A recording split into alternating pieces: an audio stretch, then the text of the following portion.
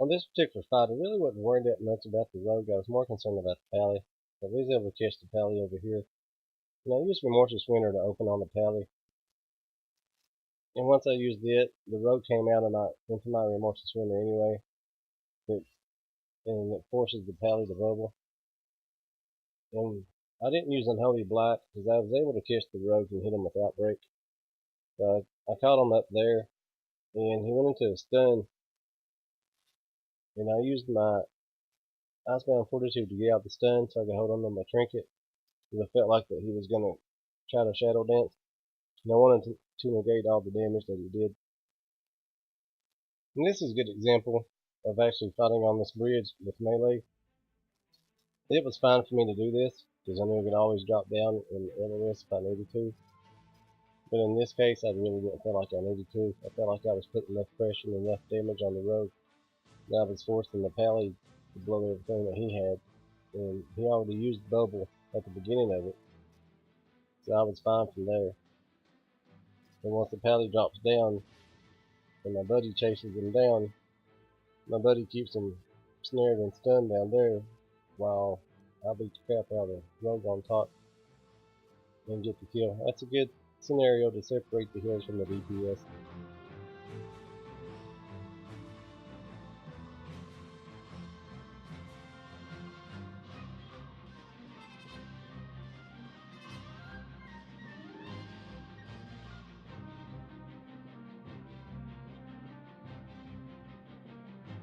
So this one has a long drawn out story to it.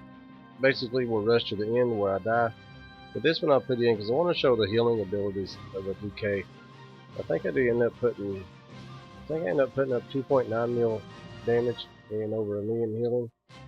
Just because I'm using my leech abilities. Necrotic striking, burning conversion. Here you can see I just use Icebound Fortitude to get out of that stun. I still have my trinket, reduce damage, killing the fire elemental totem, and then going back on the shaman. I was kind of hoping my partner could keep the pally tied up enough for me to kill the shaman, but it actually didn't work out that way. But I was able to steal spells. You can see Dark Simulacrum. I got a DPS spell there from the shaman. So yeah, I'm stacking necrotics, just swinging away and trying to keep my health up. But we end up losing.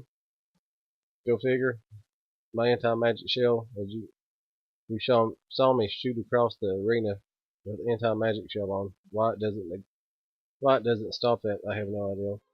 I guess it won't absorb the knockback. Anyway, we'll race to the end of the fight, and you can see the numbers.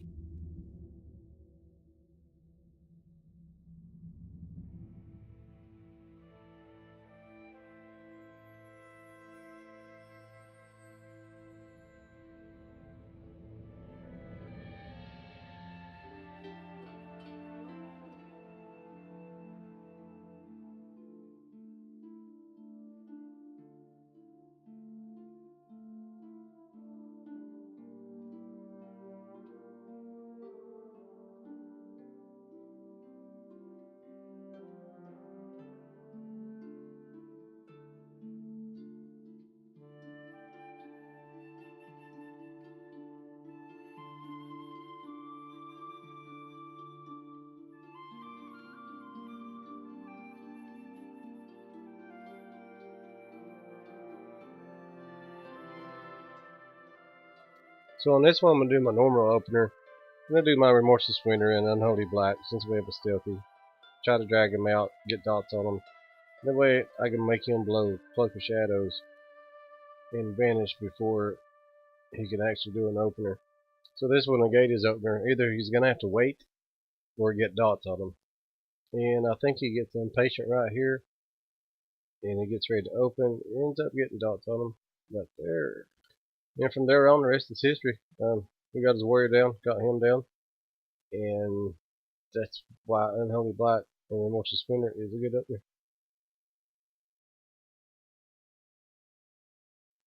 So you can see here that where he had to blow his cloak and vanish to go back out stealth, when he came back out, I actually had Outbreak for him. So I was able to get Outbreak on him, get dots on him, so he couldn't go back and viz. and just GG for you. On this particular arena, fighting on top of this bridge, you're fighting into Ranger's strength, and that's why once we get into the fight, I stay in as long as I can. They're going helm on me apparently, and we get the Warlock down.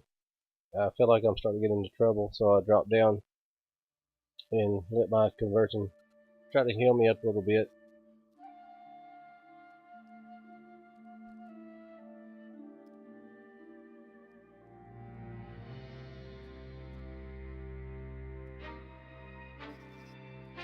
And right here, I'm just trying to LOS so the hunter can't kill me. Letting conversion heal me up some. The pet comes over, so I start spending my death strike to get some health back from it. And keep my runic power up. And in the process, asphyxiate and anti-magic shield comes back around. So I run over, asphyxiate, use the anti-magic shield to prevent being trapped in a freezing trap. And as you notice, I held on to Remorseless Surrender this whole fight. And I did that just because I was worried about Stampede. I didn't want the hunter to stampede us and us die in the middle of it for me. I hope this has helped some of you. Trying to figure out a good opener, a decent rotation. Just as I've stated before, make sure you get Outbreak, or at least Unholy Blight. Make sure you keep dots on people. Use your Howling Blast proc. Either use it for Icy Touch or Howling Blast, whichever one you feel more beneficial at the time. Make sure you're using your Obliterate procs. If you run Blood Tap, make sure you use your Frost Strike. Make sure you use Necrotic Strikes, Death Strike, anything to help you stay alive. And I hope this has been beneficial to everybody. And don't forget to use the media links in the description below. Come see me on Twitch, subscribe on YouTube, like me on Facebook, follow me on Twitter. And if you have any questions, make sure you post them in the comments. Y'all have a good one. Peace out, good.